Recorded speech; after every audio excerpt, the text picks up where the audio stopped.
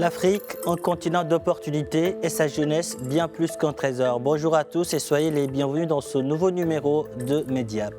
Au Bénin, le secteur de l'ananas, réputé pour sa variété par le sucre, souffre de plusieurs maux. Manque de traçabilité, des pertes post-récolte estimées jusqu'à 40% et une difficulté pour les petits producteurs d'accéder directement au marché d'exportation. Pour y faire face, la start-up BioLife Tech a vu le jour. Sa solution ePaina permet désormais à chaque producteur d'écouler ses ananas plus rapidement au meilleur prix et de doubler son potentiel de revenus grâce à la toute-puissance du digital. Lucien Medjico, cofondateur de BioLife Tech, est notre invité. Il est en direct d'Abomey-Calavi avec nous. Lucien, bonjour et merci d'avoir accepté notre invitation. Bonjour Monsieur Diouf, ravi d'être présent sur votre chaîne aujourd'hui. Alors Lucien, vous êtes informaticien de formation. Votre associé Ulrich est lui agronome. Comment un passionné de tech comme vous a fini par, on va dire, tomber sous le charme de l'ananas au point de vouloir révolutionner toute une filière? Très bien. Ouais, de base, je suis informaticien. Je me suis associé avec Ulrich, qui est un ingénieur agronome. Donc, c'est ensemble depuis 2020 qu'on a lancé BioLife. Et comment on en est arrivé là? De base, je suis un enfant de paysan, donc j'ai pratiqué l'agriculture avec mes parents depuis mon plus jeune âge. Et à l'université, j'ai choisi les nouvelles technologies parce que c'est un domaine qui me passionnait. Au début, j'étais beaucoup plus orienté hacking, cybersécurité, mais j'ai été rattrapé par les démons de l'entrepreneuriat. Donc, voilà, ce passé que j'ai avec mes parents, pratiquer l'agriculture avec eux, et ensuite les nouvelles technologies, c'est cette combinaison de ces deux passions-là qui nous ont amenés là où on en est aujourd'hui. Autant de passions qui vous ont poussé à lancer avec votre cofondateur ePaina. Mais avant cette solution, quand on parlait de la filière ananas au Bénin, on parlait souvent de pertes post-récolte. À quel moment précis vous vous êtes dit ce n'est pas juste un problème d'agriculture, c'est un problème de données et que le numérique peut résoudre? À quel moment? Ouais, quand j'ai rencontré mon associé Ulrich, en ce moment, lui travaillait sur la filière ananas, donc avec des producteurs au Bénin ici. Et donc, son travail visait à améliorer la production, la productivité, la qualité de l'ananas et le rendement. Donc, quand il a fait ce travail avec les agriculteurs, au moment de la commercialisation, ça a été un gros défi.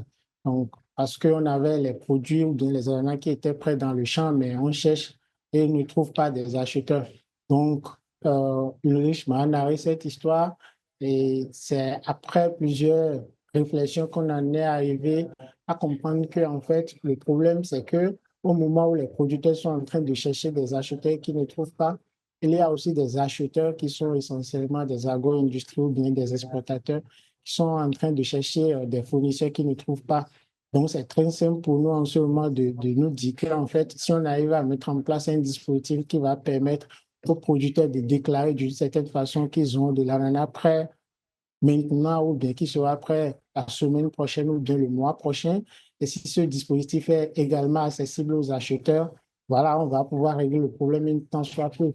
Donc, c'est de là que, oui, on est passé d'un problème de difficulté de commercialisation pour en arriver à une solution qui utilise la donnée pour apporter une solution efficace. Une solution qui redonne le sourire aux producteurs d'ananas. À présent, c'est le moment pédagogique. Vous allez nous expliquer comment ça marche sans être trop technique. Je prends un exemple. Je suis un petit producteur à Alada, Ouzé. Ce sont deux communes dans le sud du Bénin. J'ai mon smartphone en main. Je lance ePaina. Que se passe-t-il? Quelle est la première étape pour, on va dire, numériser mon champ? Donc, comme je le disais tantôt, il s'agit pour nous de collecter les données sur la production. Il faudrait que le producteur puisse nous dire qu'il a du champ disponible à un moment donné ou dans telle localité du pays. Donc, la première étape, dès qu'il entre dans l'application, c'est de faire la cartographie de son champ. Donc, faire la cartographie de son champ dans notre dispositif ici, c'est fournir des informations sur le champ en question. Donc, des informations comme la zone de production, la variété d'ananas qui est plantée, la date de plantation et bien d'autres informations. Donc, à partir de ce moment-là, une fois que ces données sont renseignées sur du côté du producteur, il permet à notre application analyse toutes ces données-là pour fournir aux acheteurs ou aux exportateurs l'information nécessaire sur quand est-ce que ce champ sera prêt, quelle est la tonne, combien de tonnes d'ananas qu'on peut avoir sur ce champ et combien à peu près serait éligible pour le marché d'exportation ou bien pour la transformation. Donc, de façon assez résumée, c'est comme ça fonctionne. Première partie, on cartographie. Deuxième partie, on rend l'information accessible sur la partie marketplace de la solution et pas derrière les acheteurs ce qu'il faut pour lancer des commandes.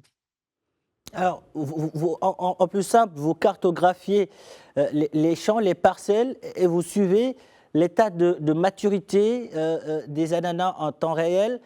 Est-ce que cela veut dire que vous êtes capable de dire aujourd'hui combien de tonnes d'ananas seront prêtes à être récoltées dans tout le Bénin la semaine prochaine? Bien sûr, l'objectif c'est ça. Donc, on cartographie les champs, on arrive à suivre le niveau de maturité, à prédire les périodes de récolte de façon assez exacte et assez efficace. Aujourd'hui, selon les données qui sont disponibles actuellement sur la plateforme, rien que dans le mois de novembre, il y a 600 tonnes d'ananas qui seront commercialisées. Mais il faut dire qu'on a ces 600 tonnes parce qu'aujourd'hui, on travaille avec à peu près 2000 producteurs, alors qu'au Bénin, on a plus de 6000 producteurs. Donc, comme vous êtes en train de le dire, évidemment, l'objectif pour nous, c'est de pouvoir embarquer tous les producteurs, de sorte que les statistiques qu'on aura désormais sur la plateforme soient des statistiques ou bien des données assez générales et conformes à ce qui se passe réellement au Bénin. Alors, on présente souvent votre application comme un outil de mise en relation. Comment Ipaina s'assure tel que l'acheteur trouve exactement la variété et la qualité qu'il cherche et que le producteur est payé au juste prix? Bien sûr. Alors, comme on l'a expliqué tantôt, après que le producteur cartographie son champ, il attend juste que le marché le soit, que le marché lui arrive, que l'acheteur vienne à lui. Et donc, comme je l'expliquais tantôt, toute cette information, on le rend disponible sur notre application qui est destinée aux acheteurs. Donc, quand ils viennent voir, et chaque champ sait dans quelle semaine ça sera prêt, dans quel mois ça sera prêt, et ils vont maintenant lancer des commandes. Je suis au Maroc, je viens sur la plateforme, je trouve un champ, on me dit qu'il sera prêt dans la 4e semaine du mois de novembre. Je lance une commande en disant, et moi, je veux 2 tonnes ou 3 tonnes, je veux être livré par avion. Et une fois que, et bien sûr, il y a quelques informations supplémentaires qui sont fournies, on sait automatiquement, le producteur lui reçoit une notification lui disant que oui, il y a quelqu'un qui vient de lancer une commande sur son champ. Et donc, ce qu'on a fait, il y a un vrai support terrain, des agents de terrain qu'on déploie pour accompagner les producteurs. Donc, c'est nos agents de terrain qui vont accompagner le producteur maintenant pour faire ce que la dame est en train de faire.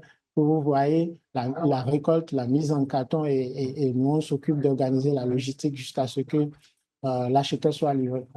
Nous aurons l'occasion de revenir sur ces différentes étapes, mais aujourd'hui, l'un des gros freins à l'exportation, c'est le respect des normes. Comment le numérique, comment le digital permet-il de garantir à un acheteur international que l'ananas qu'il commande via une application respecte les critères de qualité et de traçabilité?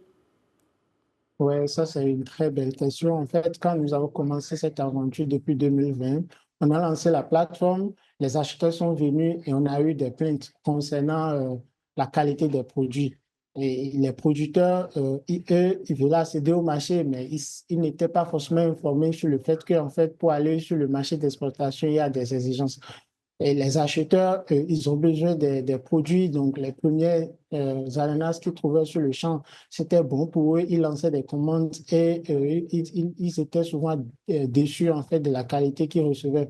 Donc, à l'interne, on a dû mettre en place une équipe d'agronomes qui vont accompagner maintenant les agriculteurs sur les questions de bonnes pratiques agricoles et les exigences des marchés.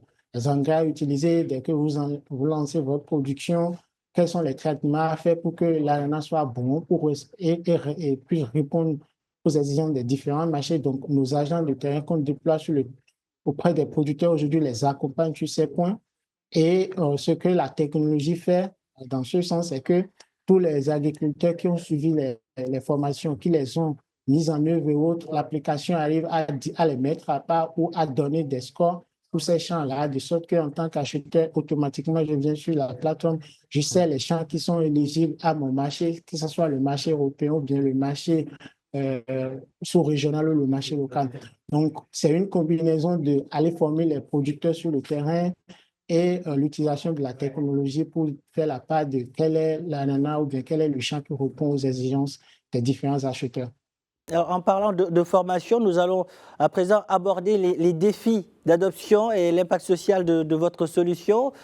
Lucien, soyons réalistes, tous les agriculteurs n'ont pas de smartphone ou ne savent pas forcément utiliser des applications complexes.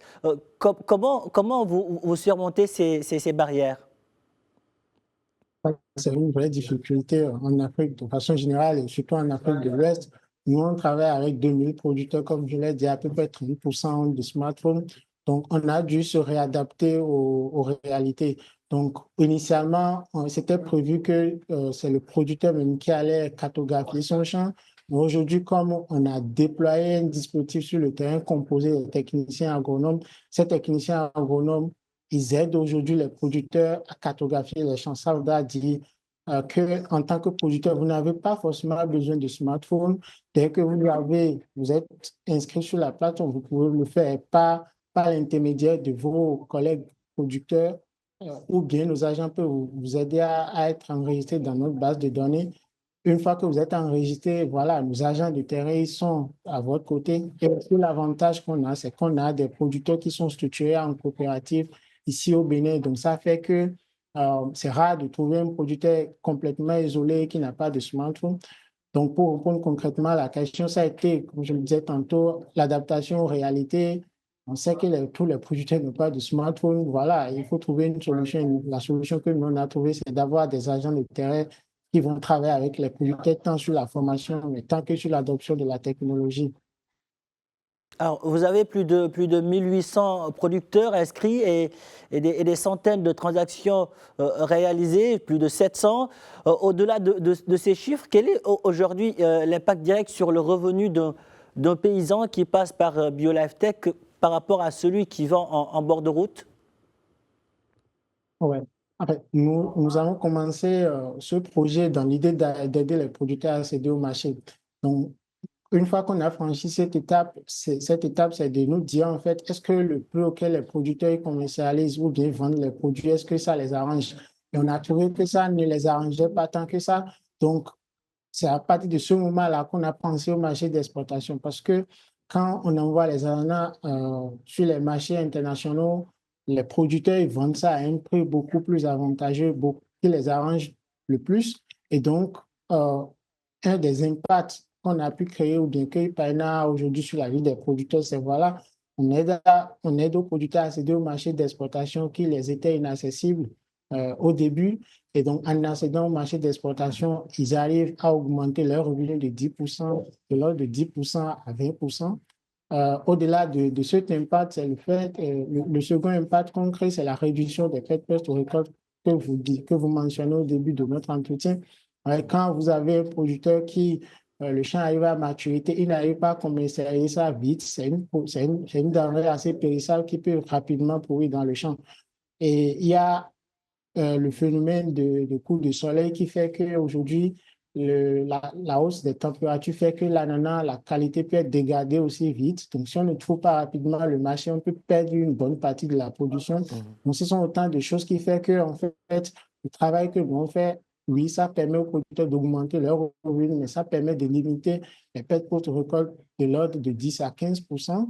Et voilà, je vais m'en arrêter là en ce qui concerne l'impact de notre activité sur la vie des producteurs.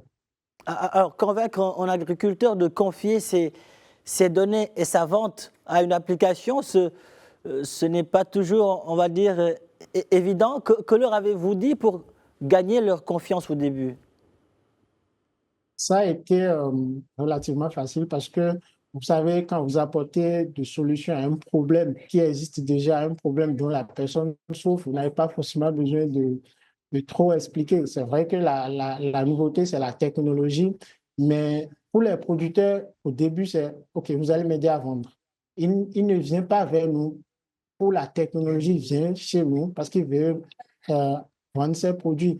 Et donc, c'est là, la technologie, c'est pas tant que ça que nous vendons, c'est plutôt le service que nous vendons. Seulement que la technologie nous aide à être beaucoup plus efficace, à être beaucoup plus efficace. Et voilà, donc, pour répondre concrètement à la question, c'est notre leitmotiv, c'est nous aidons les producteurs à commercialiser, à accéder au marché, et c'est l'argument le plus fort. Je vais t'aider à vendre tes produits, ben, pourquoi tu vas hésiter si tu as ce problème-là? Ah, alors, le numérique, c'est bien, vous l'avez dit, mais l'ananas, c'est du lourd, Lucien, c'est du lourd et du périssable. Une fois la vente conclue sur l'application, comment vous gérez, j'ai envie de dire, le casse-tête du transport et du stockage pour éviter que la marchandise ne périsse? Alors, très bien. Nous, le travail qu'on fait aujourd'hui, c'est une fois qu'une commande est lancée, comme je le disais tantôt, on a des agents de terrain qui vont prendre le relais, des techniciens agronomes, des commerciaux qui vont prendre le relais avec les producteurs. La façon dont nous avons travaillé jusque-là, c'est on fait la récolte, on conditionne ça soit dans des cartons ou bien dans des cajots et on livre en même temps l'acheteur. Donc, si c'est des exportateurs, on les livre à l'aéroport et donc, on a des partenaires logistiques, que ce soit au niveau local ou bien pour le transport aérien, donc qui vont s'occuper du reste. Pour les agro-industriels, c'est des fois, il y a des agro-industriels qui ont eux-mêmes des moyens de transport qui vont transporter la marchandise du bord champ vers leur usine. Ou nous, comme je le disais, on a des partenaires logistiques qui vont transporter les produits. Donc, jusqu'à présent, on n'a pas forcément un centre de stockage parce que, comme je le dis tantôt, euh, on conditionne et on livre rapidement. Et la structuration qu'on a en place nous permet Vous jouez sur le temps. Ouais, exactement, parce qu'il s'agit des produits frais, et stocker ça et tout ça, c'est pas forcément, ça ne permet pas à l'acheteur d'avoir un produit assez frais. Donc, on essaie de prendre en compte ces paramètres-là également. Vous essayez d'aller vite dans le process. Alors, vous avez levé des fonds auprès de Digital Africa, je pense que c'est 50 000 euros, mais aussi auprès d'autres structures. Si aujourd'hui, un autre investisseur sort le chéquier pour vous, que feriez-vous avec cet investissement? Alors, on a eu de l'investissement de Digital Africa. Euh, c'est c'est de l'argent, mais c'est pas encore ça parce que les défis sont assez importants et ces défis demandent de gros investissements. Donc, quand nous, on a un investissement à bord aujourd'hui, les producteurs, ils ont beaucoup de problèmes en fait. Il y a l'accès au marché qui en est un, l'accès aux intrants, c'est une autre difficulté. L'accès aux services de financement ou bien aux services financiers, c'est une autre difficulté. Donc, il y a des maillons comme ça sur lesquels nous avons besoin d'accompagner les producteurs. Donc, ce sont les deux priorités pour nous aujourd'hui. Une autre priorité qui n'est pas forcément sur la même verticale, c'est comment on fait pour déployer la solution sur de nouvelles filières aujourd'hui. Et donc, un nouveau investissement dans notre startup aujourd'hui va servir à travailler sur ces trois sujets-là: l'accès au financement pour les producteurs, l'accès aux intrants et le déploiement de la technologie sur de nouvelles filières. Justement, aujourd'hui, le Bénin est votre laboratoire, mais le modèle, j'imagine, il est exportable. Est-ce que Ipaïda a vocation à devenir, on va dire, Imango ou Anacard, à s'implanter par exemple en Côte d'Ivoire ou au Ghana? Ouais, pourquoi pas, c'est l'ambition, c'est l'objectif.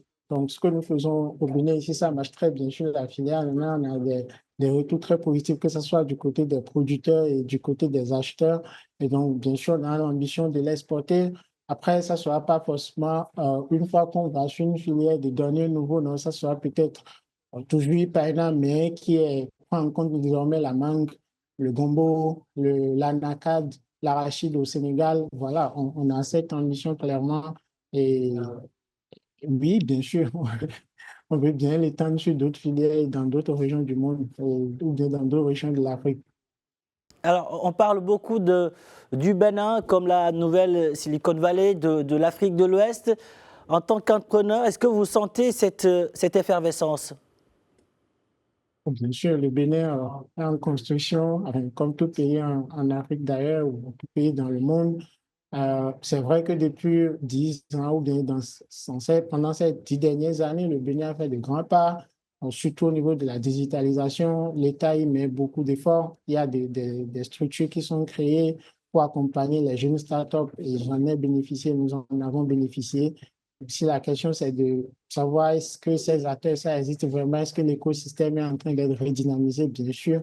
Et c'est bien pour nous parce que enfin, le tout ne suffit pas d'avoir un bon projet, il faut avoir un bon projet, il faut l'exécuter dans le bon timing. Et ce timing au Bénin, ça nous convient parfaitement. Voilà ce que je peux dire. Le Bénin en pleine effervescence, mais il y a quand même des paramètres. Qu'est-ce qui manque encore à l'écosystème start-up pour, on va dire, pour mieux émerger, pour exploser? Ben, je vais parler peut-être de deux choses. On a parlé, enfin, vous avez mentionné tout à l'heure si notre partenaire se positionne aujourd'hui pour investir dans la boîte. Voilà, ça veut dire que en tant que start-up, on a besoin à un moment donné des investisseurs pour nous accompagner.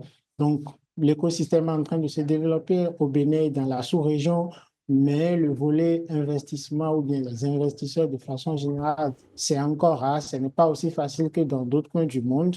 Ça, c'est quelque chose qu'il faut travailler de sorte à, enfin, qu'il faut travailler à améliorer. La deuxième chose, c'est pour ce qui concerne les start-up ou bien les entreprises tech, il y a le fait qu'il faut que les personnes à qui cette technologie sont proposées soient en mesure de les utiliser. Est-ce que ça veut dire que l'État va aller former les producteurs, par exemple, pour les préparer à adopter des solutions tech? Je ne sais pas. C'est peut-être des sujets sur lesquels il faut forcément travailler. Je sais que dans certains pays ou dans d'autres régions, ou bien même au Bénin, ici, il y a des programmes d'alphabétisation numérique pour des producteurs ou bien pour des gens du domaine de la santé. Pourquoi pas? C'est des choses qu'on doit mettre en place aujourd'hui pour faciliter le déploiement, la mise à l'échelle des solutions qui apportent une valeur ajoutée pour les utilisateurs ou bien les populations. Si je vous suis, il faudra miser davantage sur la formation. Lucien, si on se projette, je dis dans 5 ans, à quoi ressemblera l'agriculture béninoise grâce à BioLife Tech? Quelle image que vous voulez que l'on retienne de vous? Bon, dans 5 ans, on aimerait que déjà tous les producteurs de l'ananas soient embarqués sur notre plateforme et je vais pouvoir répondre facilement à votre question avec précision en disant que dans la semaine prochaine, c'est telle quantité d'ananas qui sera disponible sur toute l'étendue du territoire béninois. Je souhaite qu'on intègre d'autres filières comme la mangue, l'anacate.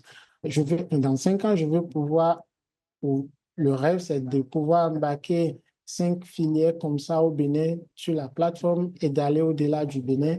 Donc, le visage, évidemment, que je souhaite pour l'agriculture béninoise dans 5 ans, c'est une agriculture qui est assez digitalisée de sorte qu'on a des données fiables sur la production, les rendements et de ce fait, on va pouvoir optimiser la commercialisation pour les pour les producteurs de façon générale. Lucien, merci. Merci pour toutes ces précisions. Merci d'avoir répondu à nos questions. Le Bénin, votre pays, est fier de vous. L'Afrique aussi. Merci.